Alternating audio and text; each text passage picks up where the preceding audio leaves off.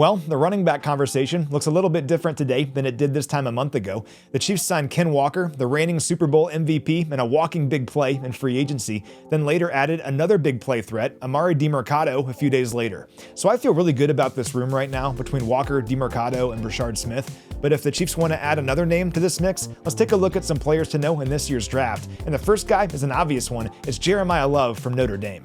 Now, it wasn't too long ago that Love was the guy at number 9 in the majority of mock drafts out there, and for good reason. He's head and shoulders the best running back in this year's class, establishing himself as a dynamic, electric playmaker as both a runner and a receiver over the last 2 years, racking up more than 3,000 scrimmage yards and 40 total touchdowns in his last 28 games. It's crazy. He has home run ability, exemplified by his 4.36 speed, but he also possesses the toughness, power, and agility to go along with it. I don't think Love is going to be there at 9, and even if he did, the Walker signing changes this conversation a lot, but any discussion of this year's running back class begins with Love. Ironically, maybe the number 2 running back in this year's class was Love's teammate at Notre Dame, Jadarian Price, whose draft stock and overall numbers would probably look a lot different if he had played anywhere else.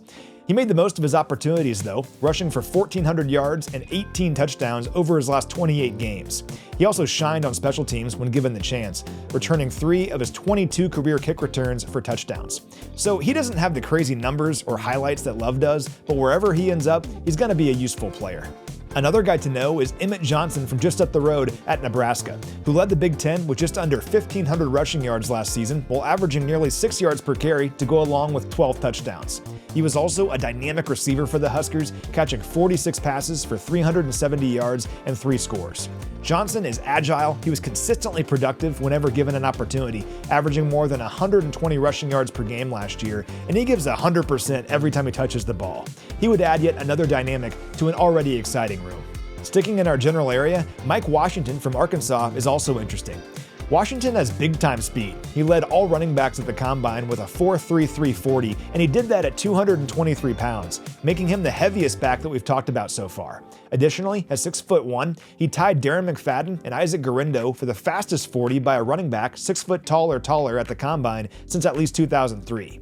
Now, Washington bounced around over the last several years. He began his career at Buffalo and spent 3 years there before transferring to New Mexico State in 2024, then Arkansas last year. But he was ready for the SEC competition, rushing for more than 1,000 yards and 8 touchdowns while averaging 6.4 yards per carry.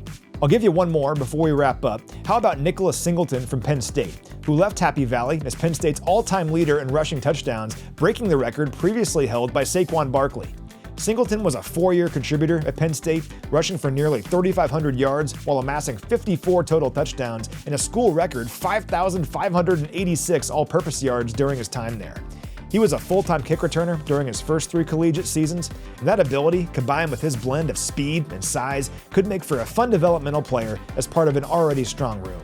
So again, if I made this video a month ago, it'd probably be a much different conversation. When I was initially planning these out, I thought I'd do this video first, but then the Ken Walker signing happened, followed by the DiMercato edition, and the priority just doesn't feel as high anymore. But you can never have enough of these guys, and if there's a chance to make this backfield even better heading into 2026, I wouldn't rule it out.